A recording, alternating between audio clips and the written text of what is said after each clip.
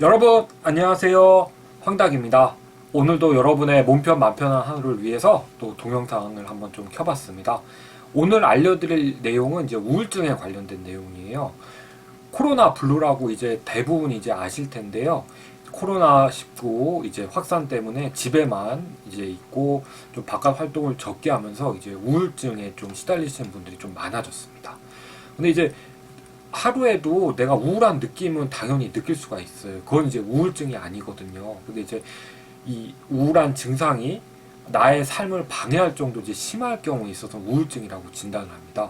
그래서 이제 이 우울증이라는 건 어떻게 보면 좀 상대적인 거죠. 그러니까 내가 정말 느낀 거 많이 우울하더라도 다른 사람과 비교했을 때는 안 우울할 수도 있는 거고, 그래서 뭔가 좀 객관적인 수치로 좀 평가하기가 어렵기 때문에 굉장히 진단이 어렵습니다.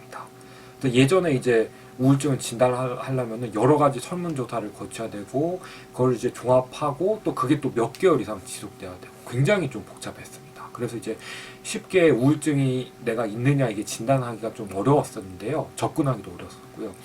이제 요거에 대해서 점점 축약된 그 설문지를 만들다 보니까 이제 PHQ라고 해서 환자 건강 설문지라는 게 이제 만들어졌습니다. 요거는 이제 9가지 질문에 대해서 이제 어떤 상황인가 대답을 하게 되면 지금 현재 우울증인지, 그리고 우울증이 있다면은 심한 건지 아니면 중간 정도인지 별로 심하지 않은 건지, 이렇게 좀 판단을 할 수가 있는 수치가 있어요. 그래서 수치가 질문이 9개밖에 없으니까 시간도 좀 짧게 걸리고 뭔가 점수를 해서 좀 객관화할 수 있다는 그런 장점이 있는 검사입니다. 그래서 한번 제가 오늘 Q9 어떤 이제 질문 항목이 있는가 좀 설명을 좀 해드릴 테니까, 뭐 혹시 좀 우울한 증상이 좀 있으신 분들은 혹시 내가 우울증이 있는지, 그래서 좀 큰 병원에 가서 상의를 좀 해야 될지 한번 좀 판단해 보시면 좋을 것 같습니다. 우선 각 질문이 9개인데요. 답은 4가지가 있습니다. 그래서 이제 2주 동안에 그 어떤 증상이 있어서 전혀 방해받지 않은 경우는 0점이고요. 며칠 동안 방해를 받았다, 7일 미만을 방해를 받은 경우는 이제 1점입니다. 그리고 7일 이상 방해를 받았을 경우는 2점이고요. 거의 매일 방해를 받은 경우에 있어서는 이제 3점이 되겠습니다. 2주 동안이에요. 그렇게 하고 이제 각 9가지 항목에 대해서 0점에서 3점까지 점수를 매겨서 그것을 총합을 한 다음에 그 점수에 따라서 내가 어떤 상황인지 판단을 할 수가 있습니다. 그래서 첫 번째 질문은 일 또는 여가 활동을 하는데 흥미나 즐거움을 느끼지 못하는가입니다. 그러니까 내가 뭐 어떤 일을 하거나 아니면 뭐 어디 여행을 간다거나 여가 활동을 하는데 뭐 흥미도 없고 일을 해도 즐거움을 느끼지 못하는 겁니다. 우리가 사실 일할 때 흥미나 즐거움을 느끼지 않는 경우가 많긴 많죠. 근데 이것 때문에 내 삶이 방해를 받느냐 아니냐가 중요한 겁니다. 내가 그렇게 일하긴 싫고 그래도 내가 살아가는데 방해를 받지 않는다면 0점인 거죠.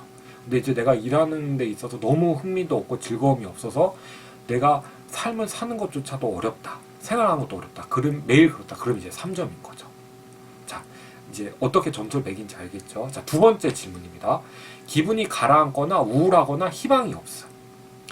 이것도 이제 내가 전혀 방해를 받지 않았는지 아니면은 매일 방해를 받았는지 따라서 점수가 달라집니다.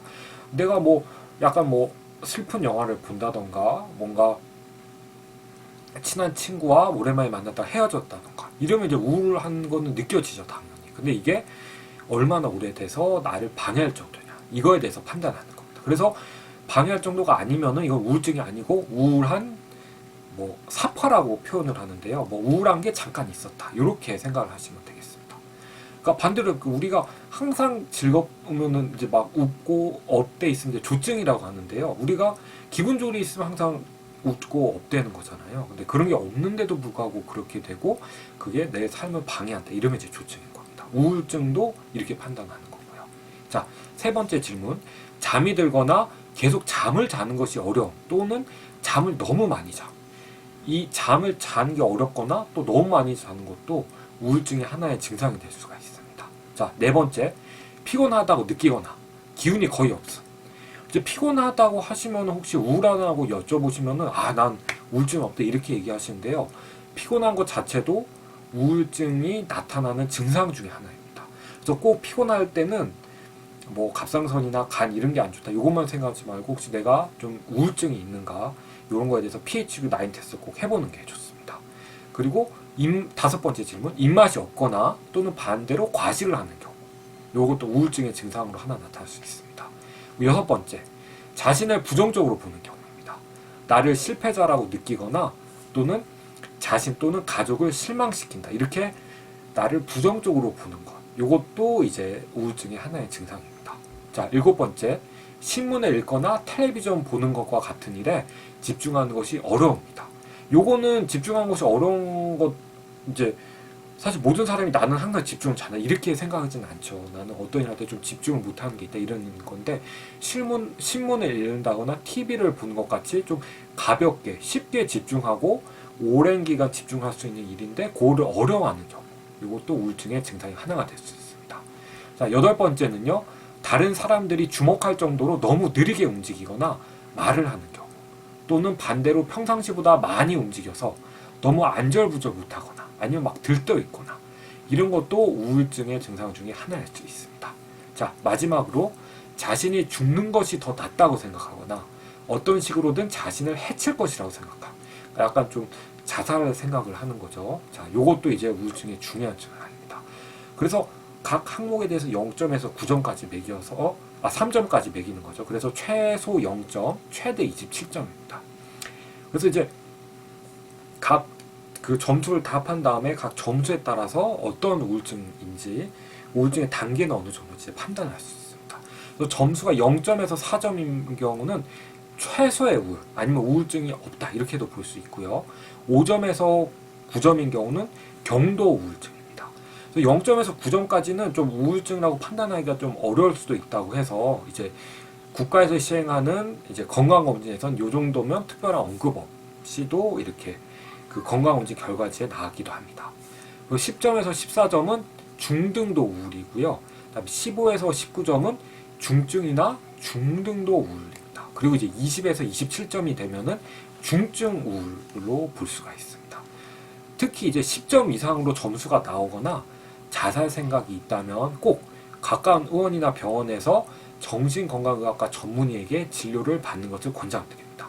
내가 좀 병원 가기 어려운 상황이다. 그렇다면은 정신건강증진센터 또는 이제 정신건강복지센터라고 하는데요. 이건 이제 각 지역마다 아니면 각 지역의 구나 시, 군마다 이렇게 운영이 되고 있거든요. 그래서 거기서 상담을 받으셔도 되고 또는 상담 전화를 받으셔도 됩니다. 그리고 요새 최근 청소년 우울증이 많이 늘어났는데요. 1388 사이버 청소년 상담센터입니다. 여기 전화하셔서 도움받는 것도 좋습니다. 네, 그래서 이제 우울한 증상이 있다고 꼭 우울증은 아니지만 내가 갑자기 좀 우울한 증상이 있거나 뭐 갑자기 필요하다던가 이런 증상이 있을 때 혹시 우울증이 생긴지 아닌가 한번 꼭 확인해 보시고 만약 pHQ-9 점수가 많이 높다면 꼭 진료나 상담센터의 도움을 받으시기를 부탁드립니다. 오늘도 시청해 주셔서 정말 감사합니다. 다음 시간에도 여러분의 몸편 만편한 하루 위해서 좋은 정보로 찾아오겠습니다. 감사합니다.